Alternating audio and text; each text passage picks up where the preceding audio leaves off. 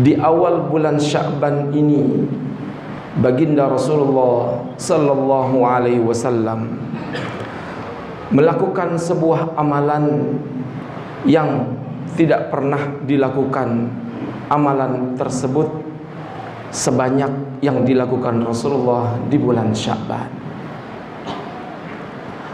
Ketika sahabatnya Usamah bin Zaid bertanya, "Ya Rasulullah, lam araka tasumu fi syahrin minasyuhuri aktsara min syahri Sya'bana." Wahai baginda Rasulullah sallallahu alaihi wasallam, aku belum pernah ngelihat engkau puasa di bulan-bulan yang lainnya selain di bulan Sya'ban. Usamah bin Zaid bertanya, ada apa gerangan ya Rasulullah dengan bulan Sya'ban? Dzalika syahrun yaghfulun nasu anhu. Rasulullah sallallahu alaihi wasallam pun menjawab, bulan Sya'ban itu adalah bulan yang banyak dilalaikan orang. Wa fihi turfa'ul a'malu ila rabbil alamin.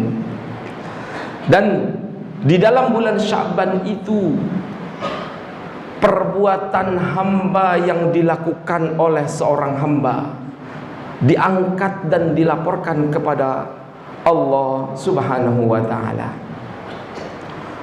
Wa ana uhibbu ayyurfa amali wa ana sha'im. Dan aku, sabda Rasulullah, aku sangat menyukai bila mana laporan amal kebaikanku itu, bila mana malaikat melihat aku di bulan Sya'ban dan kemudian melaporkan kepada Sang Pencipta, aku dalam keadaan berpuasa. Sebuah hikmah yang ditorehkan oleh baginda Rasulullah sallallahu alaihi wasallam. Sesungguhnya bulan Rajab yang disebut sebagai bulan haram telah lewat. Sesungguhnya bulan Ramadan akan kita hadapi kurang lebih 1 bulan lagi. Disitulah kemudian ketika penyebutan bulan Sya'ban itu pada masa Arab jahiliyah dahulu, lantaran di bulan Sya'ban itu innahum yatasya'abuna li talabil miyahi. Sesungguhnya orang-orang Arab dahulu di bulan Sya'ban itu mereka berpencar-pencar, masing-masing mencari bekal air. Ada lagi yang menamakan bulan Sya'ban itu lantaran karena orang-orang Arab dahulu berpencar untuk melakukan peperangan sehingga mendapatkan harta dan kekayaan. Ketika semuanya hanya memerhatikan apa yang dijadikan tujuan hidupnya yang bersifat duniawi, ketika semua orang mengejar harta tanpa habis dan tanpa kepuasan, Rasulullah mengajarkan umatnya, sesungguhnya di bulan Sya'ban itu ada sebuah keutamaan, yaitu amal yang kita lakukan diangkat oleh malaikat dan dilaporkan kepada Allah Subhanahu wa ta'ala. Bukankah dalam sabda lainnya Rasulullah sallallahu alaihi wasallam telah gamblang memberitahukan umatnya, sesungguhnya setiap amal yang engkau lakukan ada para malaikat yang berkeliling dan mencatat. Ada di antara malaikat itu yang melaporkan kepada Allah setiap hari. Ada yang malaikat melaporkan amalannya per minggu. Ada juga malaikat yang melaporkan amalan umat manusia setahun sekali. Rasulullah sallallahu alaihi wasallam dalam sebuah sabdanya, inna lillahi malaikatan yata'aqabuna fil laili wan nahari wa yajtami'una fi salatil asri wa fi salatil fajri. Rasulullah bersabda, sesungguhnya Allah memiliki para malaikat yang terus menerus mencatat amalan-amalan hambanya. dan saling bergantian, dan semuanya berkumpul dalam dua waktu. Satu, para malaikat itu berkumpul pada waktu setelah salat subuh, dan yang satu lagi malaikat itu berkumpul pada waktu setelah salat asar. Disitulah malaikat yang ingin melaporkan perbuatan hambanya yang telah dilakukan di malam hari, kemudian mereka berkumpul setelah salat fajar, merampungkan catatan itu untuk kemudian dilaporkan kepada Allah Subhanahu wa ta'ala perbuatan-perbuatan yang kita lakukan di malam hari. Lantas ada juga malaikat yang berkumpul di setelah salat asar untuk merampungkan catatan-catatan amalan seorang hamba yang dilakukan pada siang hari, dan itu kemudian dilaporkan kepada Allah setelah salat asar, sebelum matahari terbenam. Ada juga malaikat yang Allah kumpulkan untuk melaporkan setiap amalan hambanya, dan itulah yang masuk dalam hadis ini ketika Rasulullah menerangkan tentang fadilah dan keutamaan bulan Sya'ban, di mana amalan-amalan manusia dikumpulkan dalam satu tahun, kemudian di bulan itulah kemudian malaikat melaporkan setiap amalan yang dilakukan hambanya.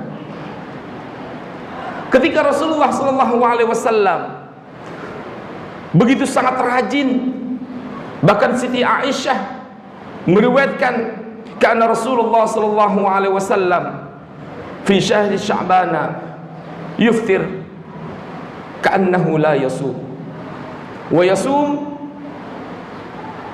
wa la yuftir. Dan di bulan Sya'ban itu Rasulullah terkadang juga tidak melakukan puasa. Namun yang dijumpai oleh Siti Aisyah, dalam kesehariannya Rasulullah berpuasa, terkadang puasa, terkadang tidak. Namun dijumpai oleh Siti Aisyah di bulan Sya'ban, begitu banyak kemudian dihitung oleh Siti Aisyah jumlah puasa yang dilakukan oleh Rasulullah SAW di bulan Sya'ban jauh lebih banyak dibandingkan di bulan lainnya. Ada dua hikmah yang patut kita petik hakikat daripada keistimewaan bulan Sya'ban, ketika Rasulullah SAW melafazkan dzalika syahrun yaghfulun nasu anhu. Bulan Sya'ban itu adalah bulan yang tidak banyak diperhatikan oleh orang. Bulan Sya'ban itu adalah bulan yang dilalaikan banyak oleh kaum muslimin. Disitulah kemudian Rasulullah menggambarkan, sesungguhnya yang aku lakukan ini adalah sebuah anjuran untuk umatku untuk selalu melakukan hal-hal yang bersifat ibadah yang orang tidak banyak melakukannya.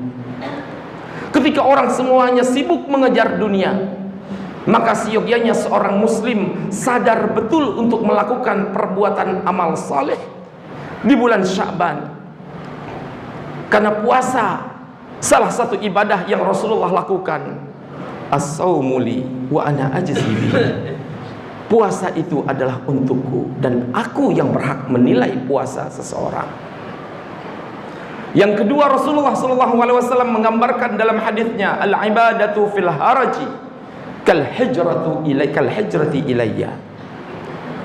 Sesungguhnya sebuah ibadah yang dilakukan oleh seorang hamba, yang dilakukan di tengah-tengah penuh fitnah, puasa yang dilakukan ataupun ibadah yang dilakukan oleh orang di tengah ketika orang semuanya mengejar dunia tanpa batas, ibadah yang dilakukan oleh seorang hamba di tengah komunitas yang lupa akan terhadap Allah, Rasulullah menggambarkan sesungguhnya pahalanya itu bagaikan hijrah kepada aku. Sebuah tawaran yang begitu sangat menjanjikan. Sesungguhnya di dalam bulan Sya'ban itu adalah banyak kiranya ketika orang lupa dan luput, tapi Rasulullah mengajarkan untuk memperbanyak ibadah. Kemudian ulama lainnya pun menggambarkan sesungguhnya banyak puasanya Rasulullah di bulan Sya'ban adalah sebagai sebuah tamrin, sebagai sebuah tadrib, pelatihan.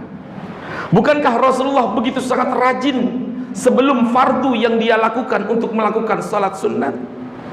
Bukankah Rasulullah begitu sangat rajin untuk melakukan setelah sholat fardu atau sebelumnya dengan mengadakan sholat sunat 2 rakaat ataupun 4 rakaat? Inilah yang ditanamkan oleh Rasulullah ketika kalian menghadapi bulan Ramadan. Sesungguhnya di bulan Sya'ban itu Allah berikan kesempatan untuk melatih diri berpuasa, sehingga ketika engkau masuk dalam bulan Ramadan, engkau sudah terbiasa. Tidak ada lagi rasa lemas, tidak ada lagi rasa kecewa lantaran perut kita ini kaget. Jamaah sekalian, inilah yang kemudian Rasulullah ajarkan. Bersegeralah kalian untuk menjemput ampunan Allah. Inna lirabbikum fi ayyami dahrikum nafaha. Rasulullah bersabda, sesungguhnya punya Tuhanmu atas kalian ada sebuah semburan-semburan kebaikan, ada sebuah cahaya-cahaya pahala. Fata'arradu laha, berusahalah kalian untuk menjemput sinar kebaikan dan pahala Allah itu. La'allahu ayyusibakum fitnatun, la'allahu ayyusibakum nafhatun minha fala tashqaw ba'daha abadan. Sesungguhnya semburan pahala dan kebaikan yang Allah letakkan di tiap waktu, andaikan engkau mendapati satu saja, Allah tidak akan memberikan celaka setelah engkau mendapatkan kebaikan yang Allah semburkan itu dalam waktu yang engkau lewati. Mudah-mudahan di bulan Sya'ban ini kita terus memperbanyak amal saleh. Kita terus tidak lagi menghitung apa yang kita lakukan dalam perbuatan amal saleh, tak lain untuk menggapai nafahat janji pahala, janji cahaya Allah yang Allah berikan kepada kita semua.